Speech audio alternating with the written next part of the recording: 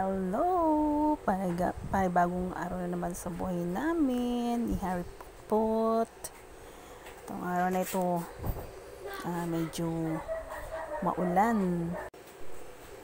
Kita niya naman, katatapos lang ng ulan sa unang video ko. Ang lakas ng buhos ng ulan dito sa amin. At tubig agad sa paligid. Kaya ito, si Harry Pogi, humiling na gusto daw niyang kumain ng pansit canton. Yung kanyang favorite na pagkain. Pansit canton. At yan po, habang nagluluto tayo ng pansit canton niya, naantay niya.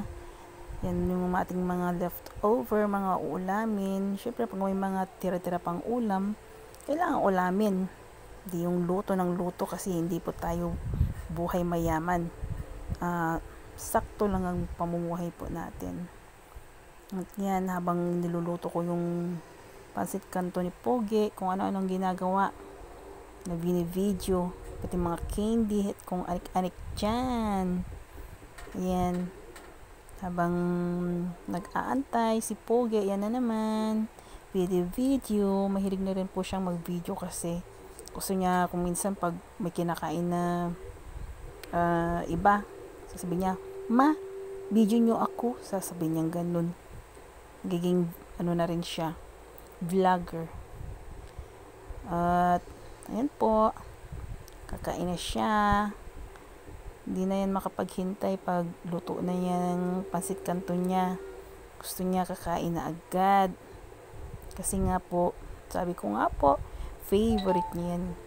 Siguro kahit na araw-araw kumain. Pero syempre, hindi rin naman pwedeng araw-araw ganyan ang kainin ng bata. Puro nilang instant. Instant noodle, instant pansit canton, mga instant na pagkain. Hindi raw po pwede yun. Hindi yun po healthy sa mga anak natin. Ayan. Lumalamon na siya. Ayan po, tuwang-tuwa siya. Oh. Kita niyo naman ang reaction ng batang ito. Pagdating sa pansit canton, talagang ang saya-saya.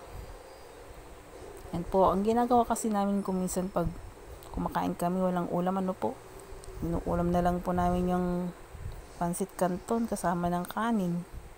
At marami din naman po kami nakakain kasi yung pansit canton medyo maanghang, masarap iulam sa kanin.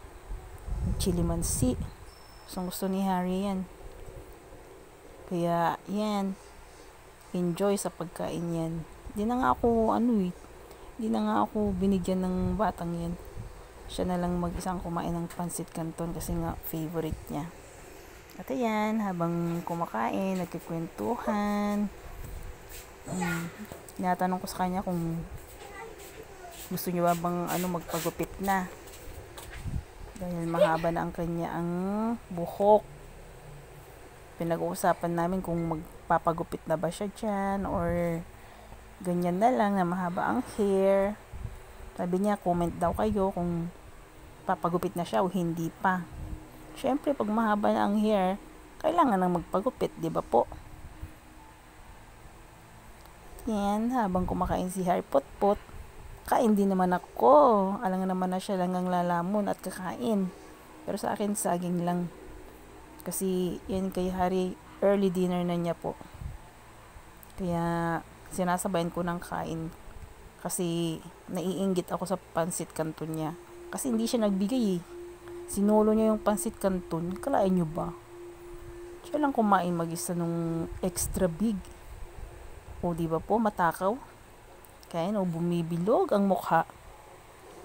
Taba-ching-ching na. Pati tiyan niya, pagkakapain niya yung tiyan niyan. Ay naku. Butsugan na siya, butsugan. Hindi lang yung pisngi niya ang bumibilog. Pati yung kanyang tiyan, bumibilog. Yan po, antayin po natin siyang matapos kumain. Mga oras na yan, siguro mga 5:30. Medyo madilim-dilim na sa labas. Mataaga lang ang kain ni Harry. At ayan, pagkatapos ng hapunan, kain naman ng panghimagas na rambutan. Inuwi ng kanyang daddy. Kaya habang nagpapababa ng kinain, next naman ay rambutan, yung mga fruits. Hindi dapat nawawala sa araw-araw. Yan po. Pa-comment na lang po, pa-react, subscribe.